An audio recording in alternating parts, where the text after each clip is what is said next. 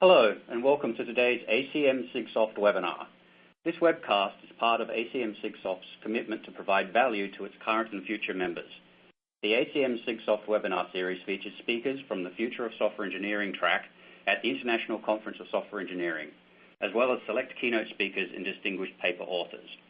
I am Bradley Schmerl, Principal Systems Scientist in the Institute for Software Research at Carnegie Mellon University, and it is my pleasure to welcome you today. Before we get started, I'd like to quickly mention a few housekeeping items shown on the slide in front of you. First, the slides will advance automatically throughout the event. On the bottom panel, you will find a number of additional widgets and resources. If you're experiencing problems with the slides or audio, press the F5 key in Windows, Command R if you're on a Mac, or refresh your browser on a mobile device, or you can close and relaunch the presentation.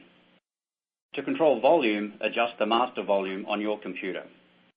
At the end of our presentation, we'll have time for questions. Please type your question into the Q&A box at any time during the webinar and click the Submit button. This session is being recorded and will be archived.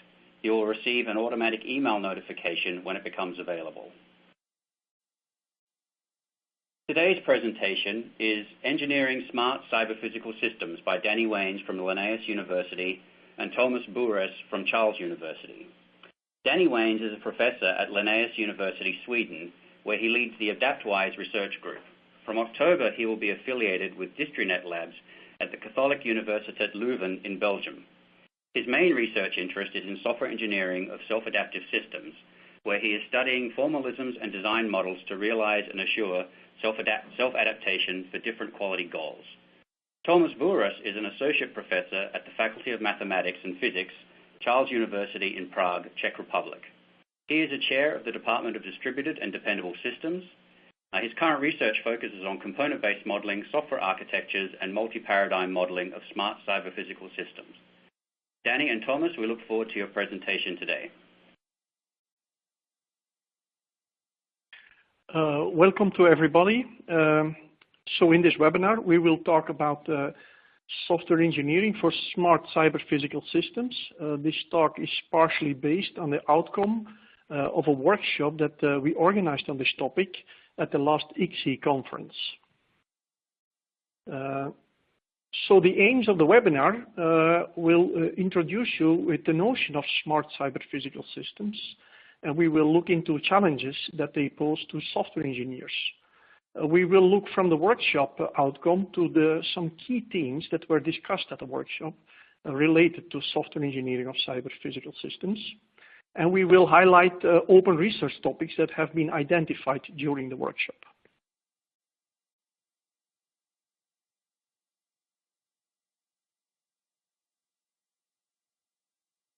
So the outline of the talk, we will start with motivating why we need to discuss this material.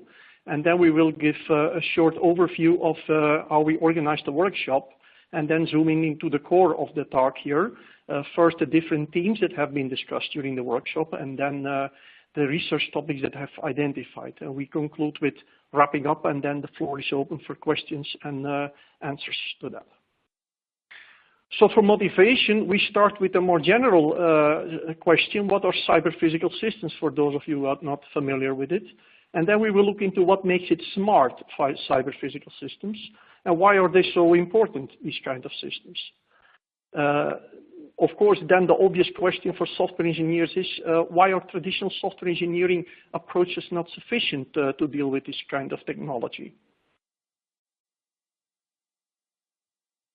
So to start with cyber-physical systems, actually in the past decade we have observed a trend towards integrating computational and physical elements increasingly. Think about the embedded systems, think about mobile systems, for example. The vision of cyber-physical systems is depicted there in this figure here, and it shows us all kinds of visions in a way. You can see persons with personal health assistance. You can see on the back a smart city where you can imagine intelligent traffic. You can think about the power grid. And what is key in these kind of systems is that there is a kind of ubiquity devices, of computing devices, and they are all somehow connected with one another and affecting each other. So looking at a bit more from a technical point of view, cyber-physical systems are systems of collaborating computational elements that are actually controlling physical entities. And this control is typically involving feedback loops. Now, what makes cyber-physical systems really distinct from traditional software engineered systems is the fact that this involves multiple disciplines. So the different layers of the technology stack are involved and requires expertise from different disciplines, including physical things, electronical and electrical disciplines, communication over networks or wireless, and eventually software. And within the software, we of course have to deal with different subdisciplines, including real-time sensing, signal processing, and distributed decision-making, self-start features, and so on. So now, what makes a distinction between smart cyber-physical systems and, you can say, regular cyber-physical systems? Actually, there is not really like a difference. What we want to emphasize here is that we want to look at cyber-physical systems with smartness on board. And basically, it has to do with systems that are equipped with some kind of intelligence. And that intelligence is required to deal with the conditions under which these systems have to operate. In particular, all kinds of dynamics. And this involves, as we will see later on in this talk, a lot of uncertainty. So basically, it's about interconnected and collaborating systems that are equipped with smartness on board to deal with the dynamics. Actually, these systems are important for a variety of reasons, but mainly because these kind of systems are considered as the type of systems we need to deal with a number of really challenging issues we see in our society, including environmental and other society challenges. And then we think about smart energy, smart mobility, ambient assisted living, and so on. Now we have different, we can look at the smartness from different perspectives. Actually, different people have looked at it from different perspectives, and we in this talk we will give a few of these perspectives. A few of these examples. The first thing you see here is a model proposed by Lee and his colleagues, what proposes a 5-level model, and it is in the context of the Industry 4.0 originated in Germany that this model has been proposed. And this model looks at a really torrent level. So let me start with the bottom layer, where you see, in fact, the connection level. It has to do with sensors. So there at that level, we are looking at the basic monitoring features. And the smartness there has to do with the fact that if you think about the long living systems, as many of these systems are, there should, for example, be support for plugging in and plug and play support for new sensors in the future. At the next level, the level above, we think about the machine level, and there we think about conversation. So it's about analytics, to transfer the data that sensors have collected into meaningful information. On top of that, we look at the cyber level, and there we are thinking about integrating and correlating data, so typically by using models specific for this kind of features. At almost the next to top level is the cognition level, and there we are going rising up to the level where the system is interacting with people, and this requires a further synthesis of the information. Typically also in terms of providing visualization for people, probably including simulations of the system. And at the top level, it's called the configuration level, and there we talk about the self-start properties. So properties for the system allowing them to adjust or to correct or optimize themselves autonomously, possibly with intervention of humans when needed. Another way to look at the notion of smartness, you can see that here in this cyber-physical convergence proposed by a number of researchers a few years ago. And there you see that these authors, they connect the physical layer, the entities and the links at the physical world towards entities and links at the cyber world. And if you think about the kind of physical world they are looking at, this raises a number of challenges. For example, just a few of them. If you think about one of these entities at the cyber level, they might require a kind of comprehensive situation awareness, which might require thinking about a larger scale of systems, the need for local autonomy. Another issue here might be this type of environments in the physical world will give rise to a lot kind of uncertainties, where people are involved in creating things that are difficult to predict. And of course, this uncertainty is transferred up to the cyber layer, and then you have to handle this kind of uncertainties. A third example is closer to Bradley's world. Here is the well-known framework, Rainbow framework, what can be considered as a prototypical realization of self-adaptation. And in fact, there a system is equipped with a feedback loop, and this feedback loop enables the system then to deal with changing operating conditions in an autonomous way. So also there you need all kinds of smart features to enable this system to adapt autonomously. Finally, a last example it comes from the world of self-organization. In this line of thought, the people consider, instead of traditional static architectures, they are looking at really dynamic configurations of groups of entities, what are called in one of the EU projects that is mentioned on the slide, ensembles. And often the mechanisms that are used to group and regroup the different entities are inspired by principles from nature, stigmergic principles often.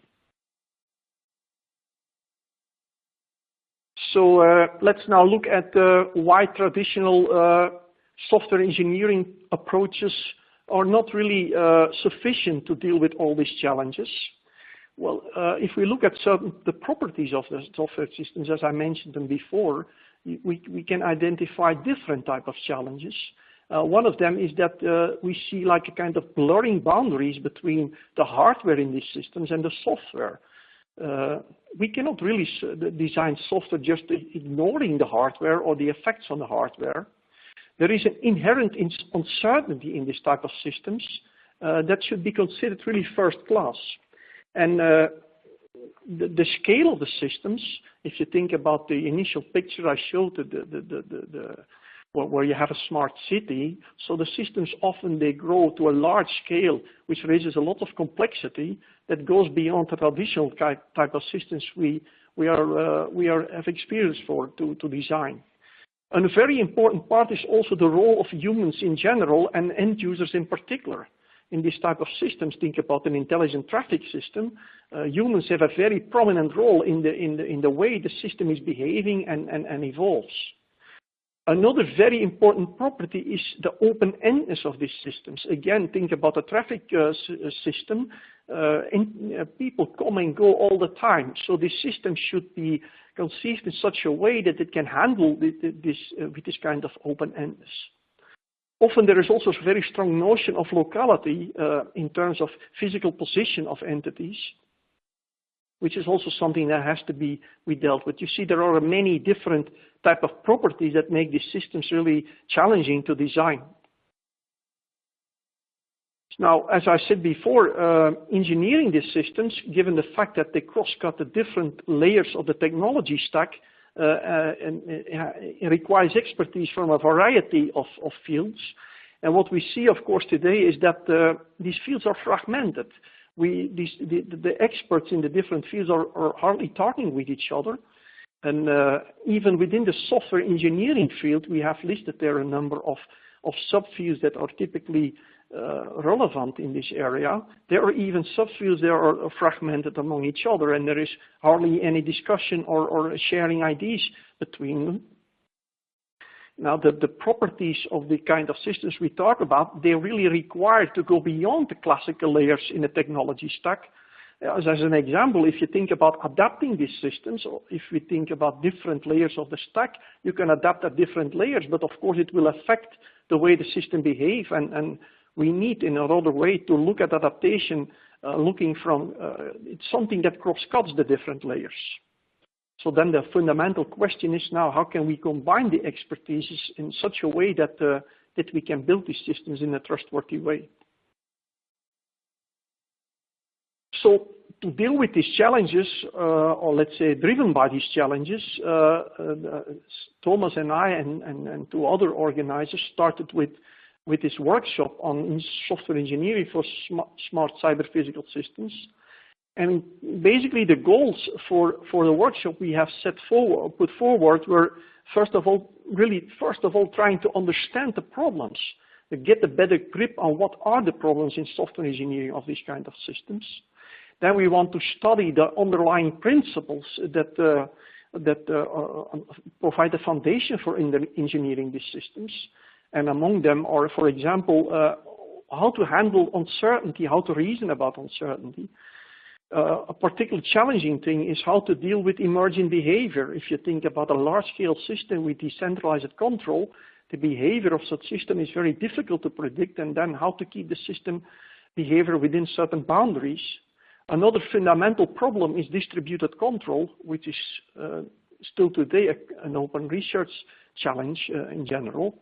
So there are a number of things that need to be further studied. And finally, the workshop also aims to identify promising solutions at the end, and then we are thinking about what about modeling these kind of systems? What kind of engineering processes can we think about? Clearly, this is like a multi-stakeholder, multi-ownership problem, so there will be new processes required. Integrated VMV is a challenging problem if you want to give any guarantees about the behavior of this system, type of systems.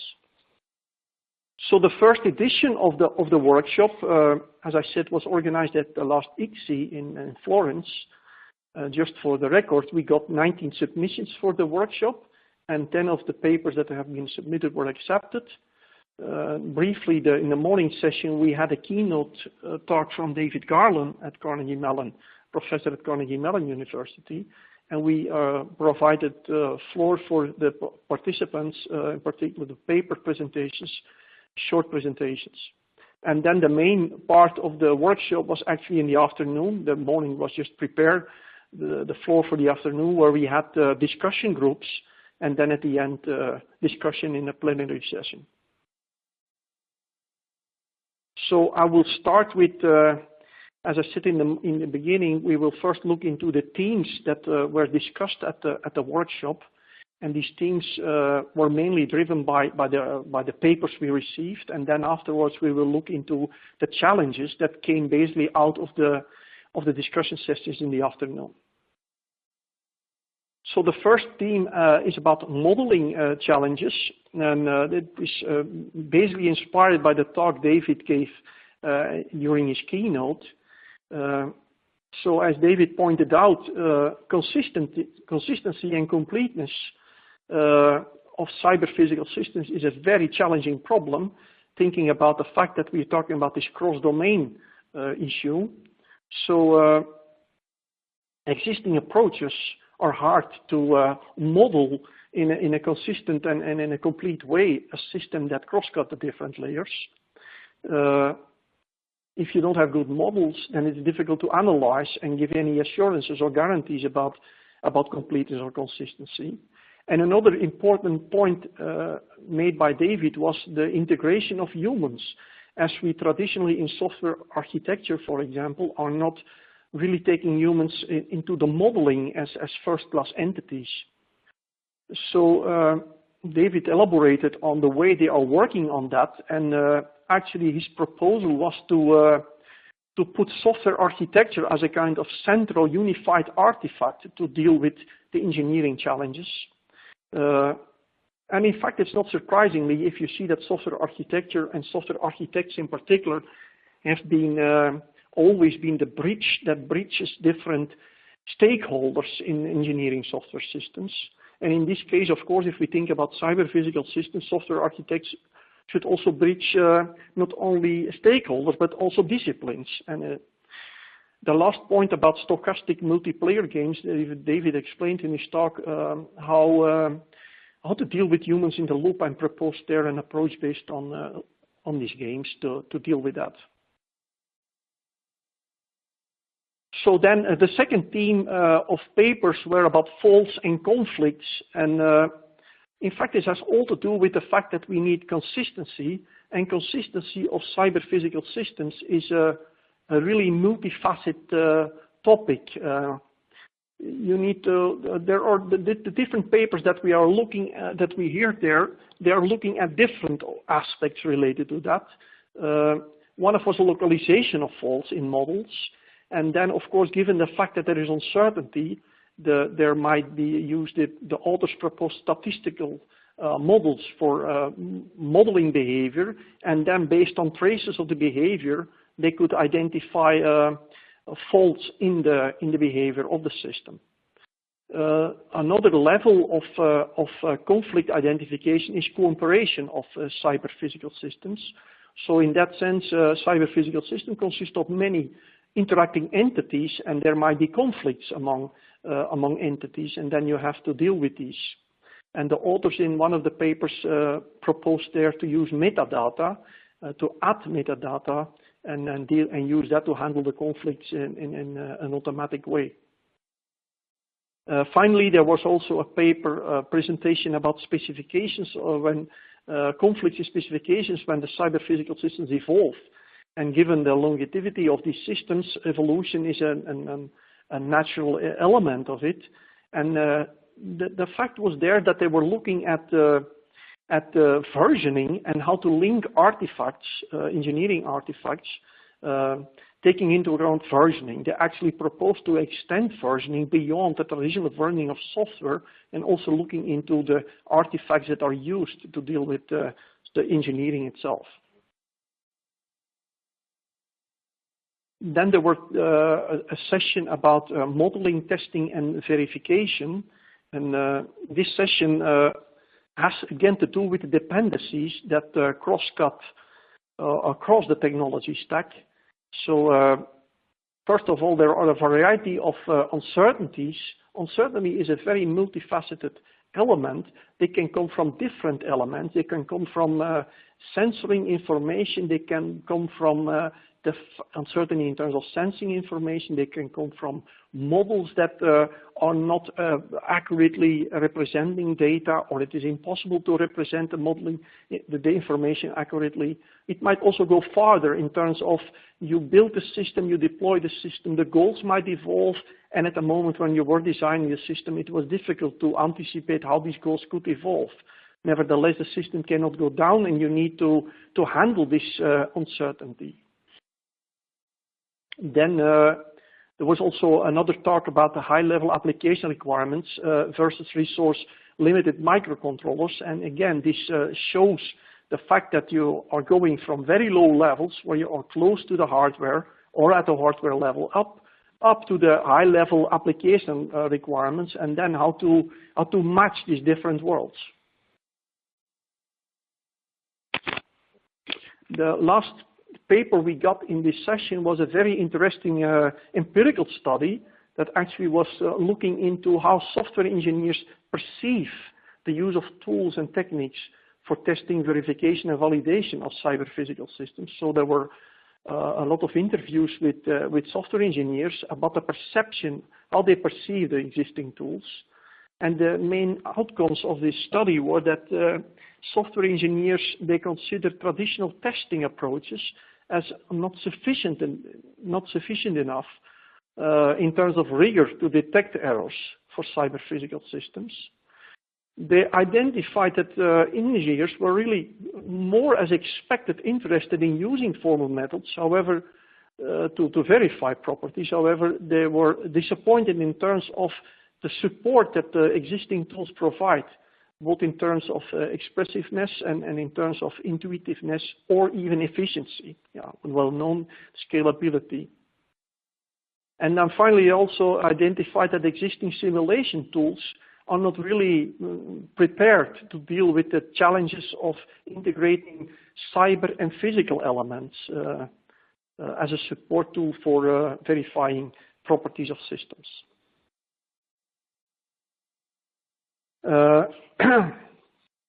Then the last topic of the sessions was on collaboration. So collaboration has to do with the interplay between elements in a cyber-physical system. And one of the papers identified the fact that that this interplay, if you want to do analysis of it, if you want to understand how the system behaves, or even if you want to do at runtime things, you need to work at the instance level. And it is something that is often not really done very well in current practice. If you look at software architecture practice, we are very useful to work at type levels. We document we document components at type level and their connections at type level. However, we are rarely looking more into scenarios when it comes to instance level. However, in cyber-physical systems, there is a need to look at this instance level to really get understanding about the system or give guarantees. And this is particularly challenging if you think about the heterogeneity of cyber-physical systems in terms of the type of entities that interact, the distribution of the system and decentralization of control in the system, and also, as we mentioned before, the openness of the system where entities can come and go at any time. So let's now move to the research challenges that have been identified during the workshop, and they followed more or less the understanding of the concepts we saw and turned into what we're looking at.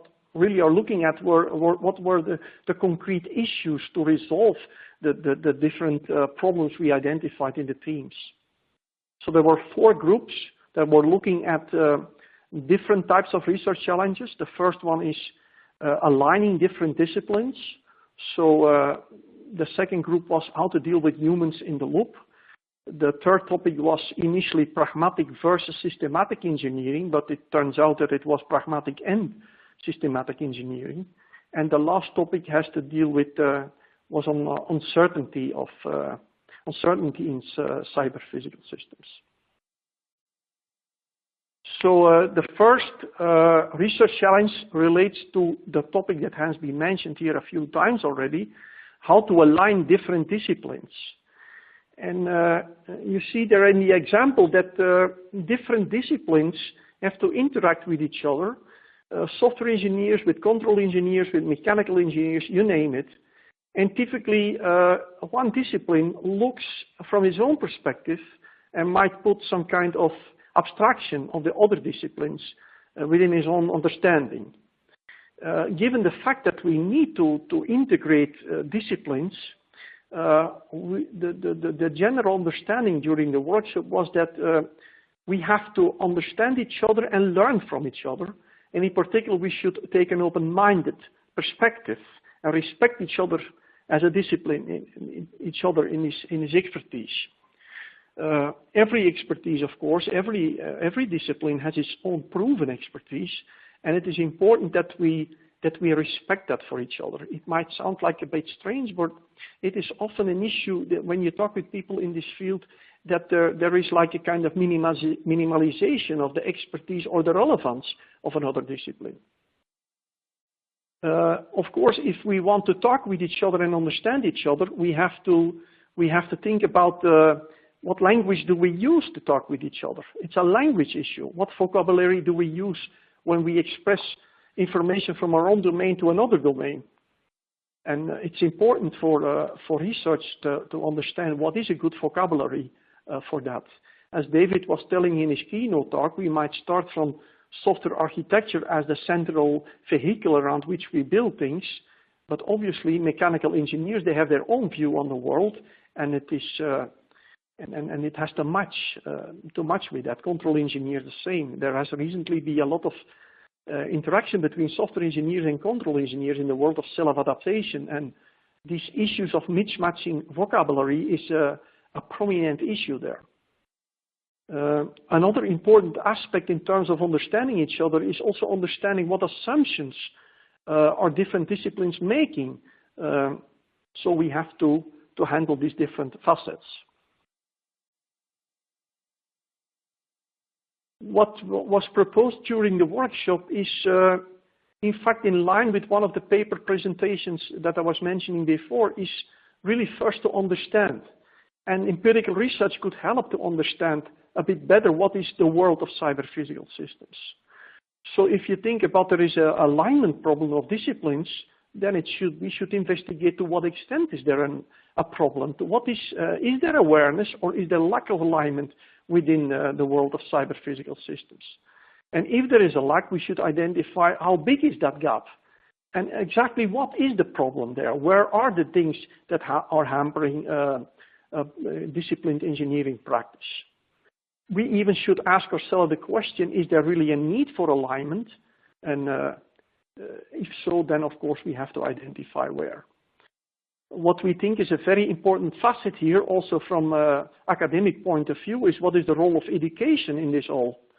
If we say we have expertise in different disciplines, and now we need to deal with cross-cutting issues, then the obvious question is, do we need to educate people that have this cross-domain knowledge and that they can serve the role of being familiar with the expertise that is required in the different disciplines.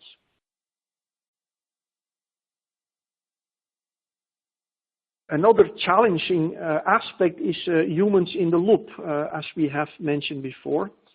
So in cyber-physical systems, there are different types of people involved. You can think about engineers, of course, that are creating and adapting and evolving the cyber-physical systems. And these engineers are different to many other systems. They are like, think about a multi-ownership domain where you have engineers working within their own domain, but they have now to work together or to align with engineers in another domain. And then I'm not talking about the vertical domains, but I'm talking horizontally. So this is one challenge. End users are obviously involved in the loop. So then we might think about how do end users use that system?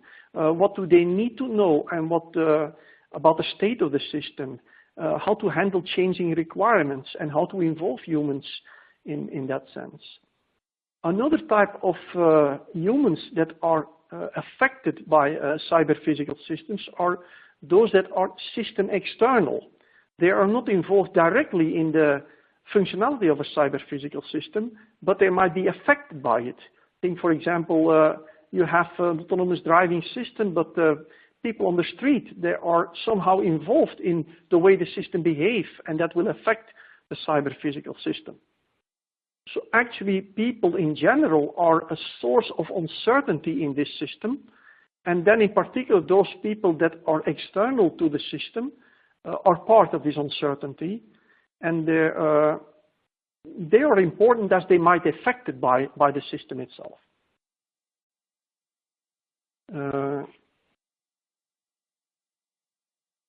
So then finally, we should look at how to handle the awareness of changes.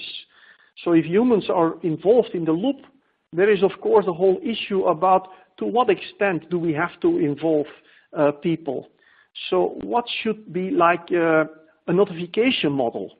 It might be risky to involve users about certain, or humans about certain properties, in particular users, or it might be exactly the opposite and be necessary. How to involve the humans in decision making, when to involve them, and in what way do we have to involve them? What kind of feedback do we provide to the cyber-physical system in terms of input from humans? In general, there is an underlying issue here, is that the cyber-physical system, if it becomes smart, it has knowledge. Of course, this knowledge is internal to the system, and then if we have humans in the loop involved, then to what extent do we know what the system knows, and to what extent do we have to know what the system knows? So these are raising fundamental challenges.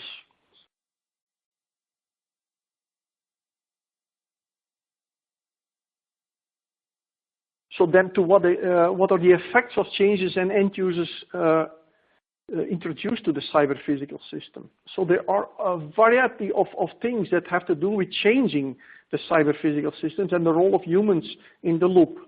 For example, one of the things might you want to change it, humans might want to change to new requirements, but of course it has a cost. And then the question is, are we equipping the cyber-physical systems with features to make some kind of prediction what the cost will be for that? And how can we inform users about that to let them decide whether they want to apply these new requirements or not? Another issue in terms of changing things are to what extent are cyber-physical systems depending on capabilities of humans in terms of providing input. So is the cyber-physical system really dependent on the input of users, or it can tolerate certain lack of capabilities of humans? Finally, and related to that is if humans would provide bad user input, how would that affect the cyber-physical system? Can it handle bad user input, still assuring that the system is operating in the way it should operate, or at least should operate in a sufficient, efficient way? So these are all posing fundamental issues to how we engineer these systems. Then the next type of challenges has to do with the way we engineer this system. So the first question is, what type of engineering practice do we aim for here, or do we need? Are we looking at a more pragmatic engineering approach, or do we need a more systematic engineering approach? And actually during the workshop, it turned out that we need probably a combination of pragmatism and systematic approaches. One of the key things there is the mismatch, a mismatch problem that typically exists in cyber-physical systems. You have on the one hand domain experts, and you have on the other hand software engineers. And it's common that domain experts start to build a system, but then at some point they run into trouble, and then software engineers are called in to deal with the trouble, to deal with the problem and solve it. Of course, then the software engineer has to become familiar with the whole domain, and it's not optimal. So there is in fact recently some interesting evolutions towards really starting in terms of interdisciplinary teams that involve domain experts from the outset if you start building these kind of systems.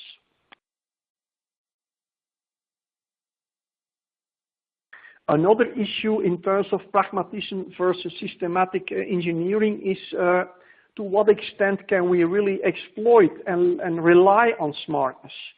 To what extent can smartness help us to tolerate things? So a system as complex as we are talking about is inherently, it inherently has a few issues. There are always some flaws.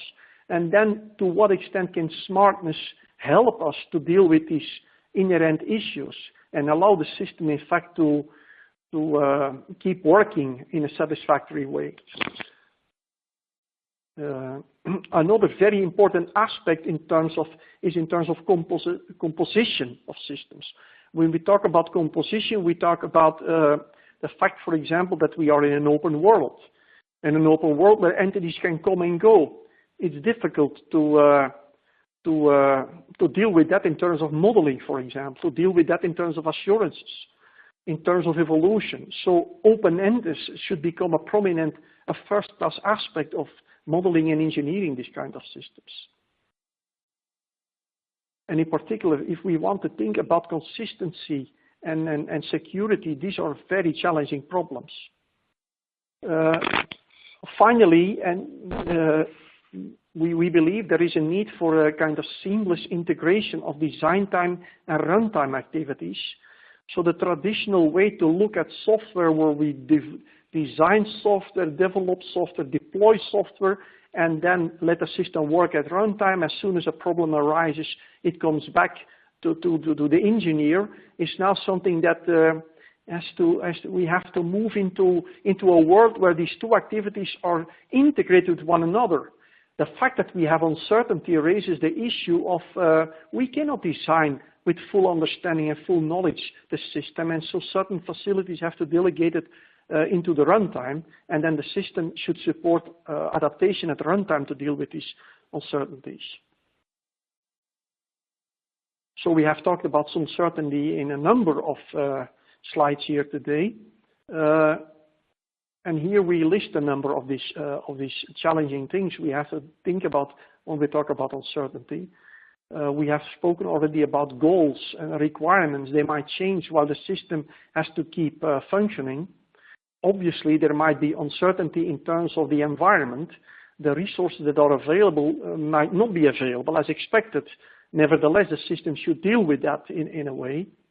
We might think about modeling uncertainty. Maybe we have to make abstraction of things, and the resolution of the abstraction might imply automatically a certain lack of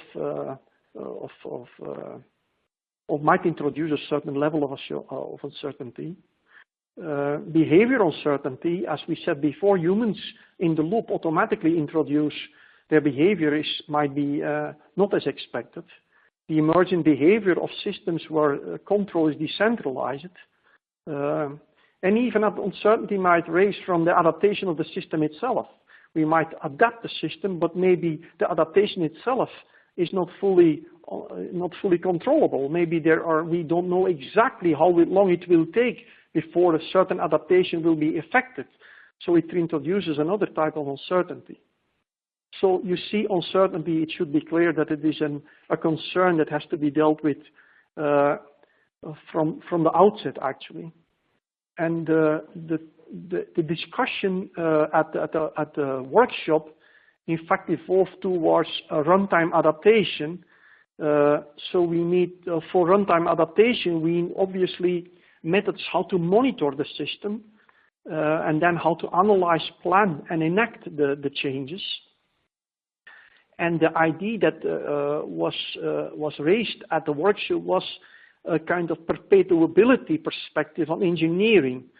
So we start the design in terms of we are flexible in the design and keep certain design decisions we cannot make due to uncertainty. We postpone them and we build a system to let it handle at runtime when the knowledge is available, which implies that the system adapts when the knowledge becomes available.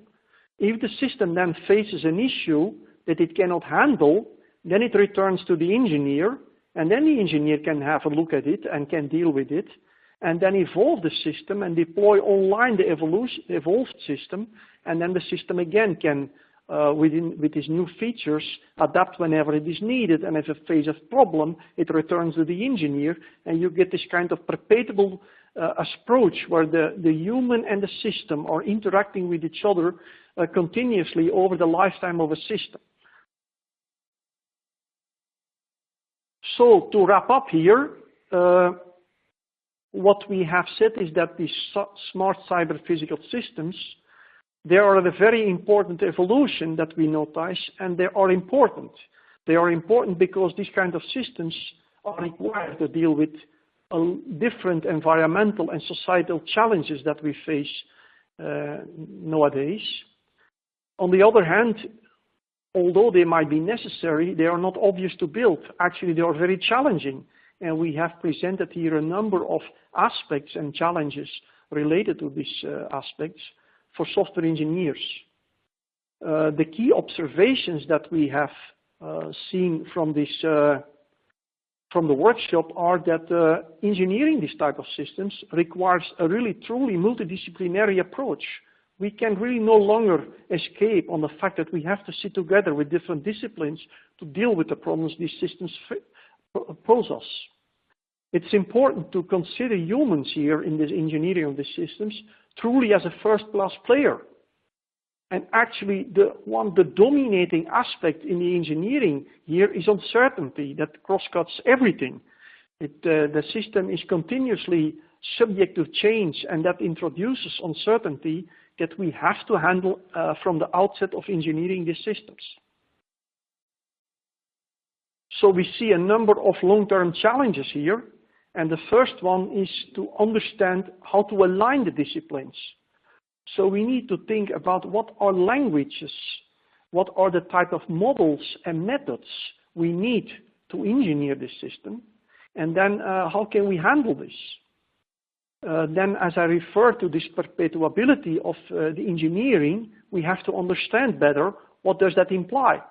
How can we realize this perspective to engineer smart cyber physical systems?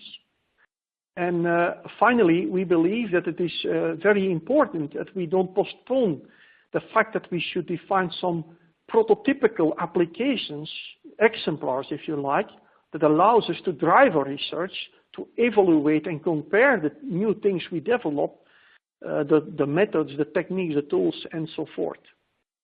And the workshop that we have organized last time at ICSI, we aim to continue with it at the next conference, is in fact aiming to create a forum to at least to contribute to make this possible.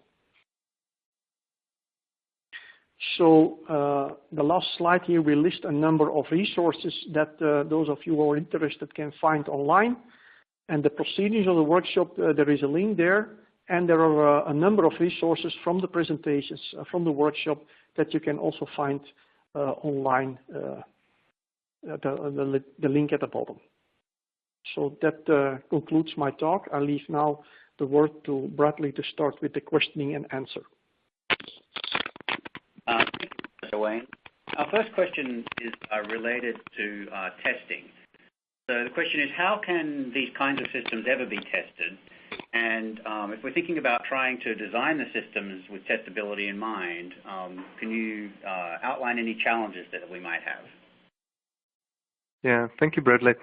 Well, basically, from the perspective of the testability, we have to understand how the CPS are structured. So on the bottom, the CPS are sort of the traditional embedded and real-time systems, but then going on the top and going up, the systems basically start to be composed. They are sort of systems of systems, and then in a smart CPS we can also somehow imagine to have an analytics layer or some big data processing layer, and often when we see like what the different industry understands under CPS, they also see, for instance, cloud computing involved because much of this analytics computation is like so heavy that it doesn't really make sense to execute it on the level of the embedded devices. So from this perspective, we have to understand that the CPS is actually a stack of technologies where we start with the embedded devices where, for instance, the real-time matters very much, and going up maybe to devices which are more like components of the shelf, which could be like normal PCs or normal servers, as we know from Intel, etc. And going up where we can easily reach really the cloud and cloud computing.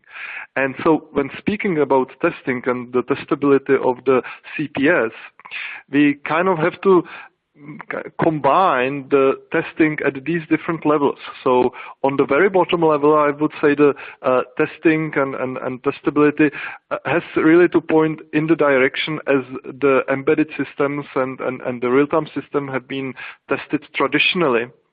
And there I think that from making it like testable, we can very much look into the model-driven approaches which are long known, and I would say every engineer somehow familiar with simulating would know the different like simulations when you can have the processor in the loop or the hardware in the loop and software in the loop, etc., which I believe provides very good methodology even into how to test the system as it is being developed, so that there are no such a big surprises when it comes to the real hardware.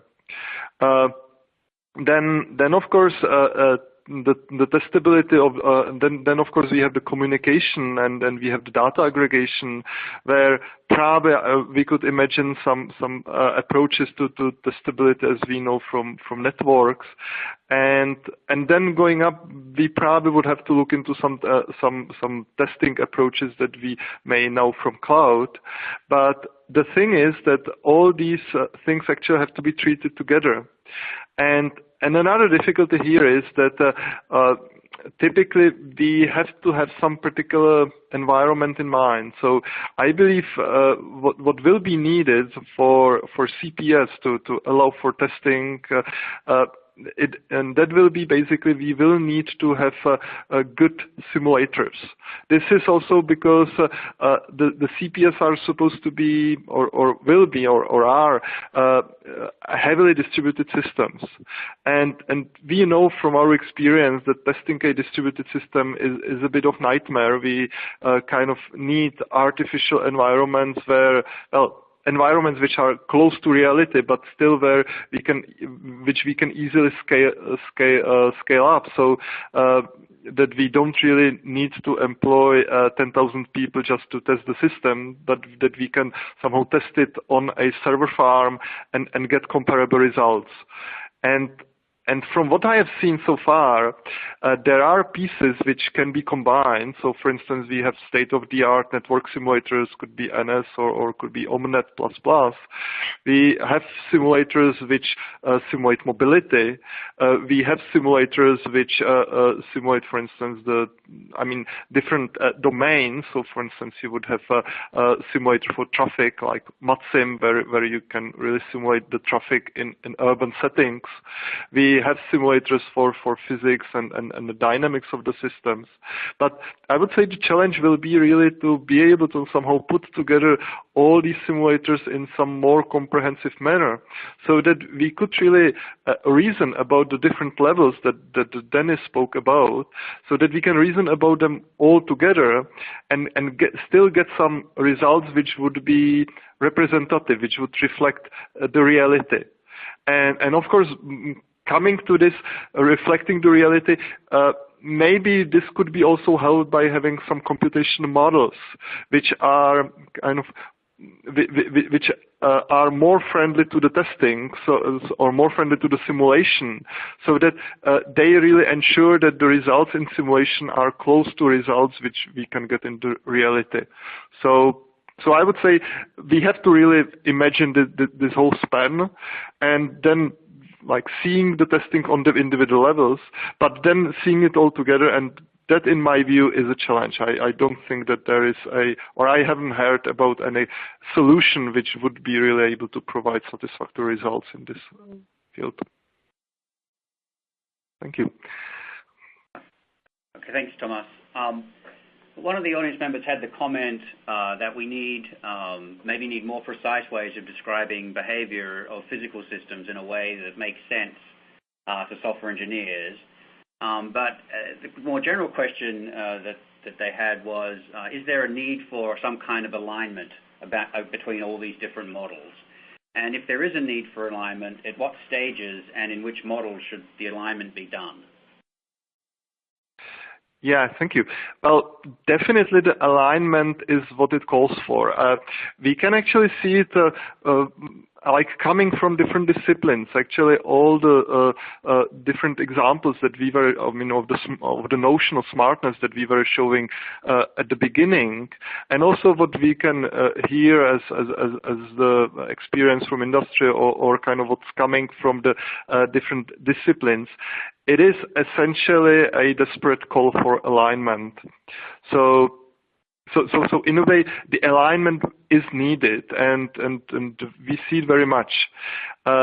As for particular means for the alignment, again, it somehow we still could see that the scientific community and basically the practitioners community here is quite fragmented. So typically, people build the alignment or kind of try to align the models. They appreciate the diversity, and then they try to somehow unify it under an umbrella that they know. So, of course, what we see in the field of software architectures is that the people are trying to use software architectures, which is, for instance, very much what David Garland was presenting where the Acme and Acme Studio is used to somehow represent and bring together the models. And and then, of course, if we speak about MDD or if we speak about UML, then we can again see like the different spin-offs UML, like SysML, where models or where the things are tried to be like captured the same way. So, but on the other hand, I couldn't really say that there has been a single winning solution on the model alignment. So though it's very important and we can't possibly survive with that, I've not seen it, and then I would say this is again quite a challenge. Was it an answer, or is there anything I forgot about? No, I think that's fine. Thanks, Thomas. Yeah, I mean, I think it's safe to say perhaps we're at the sort of early stages of this, considering this work. There was a session in the workshop on modeling, testing, and verification, and one of the participants had a question about whether any of the papers discussed compositional approaches to modeling, testing, and verification.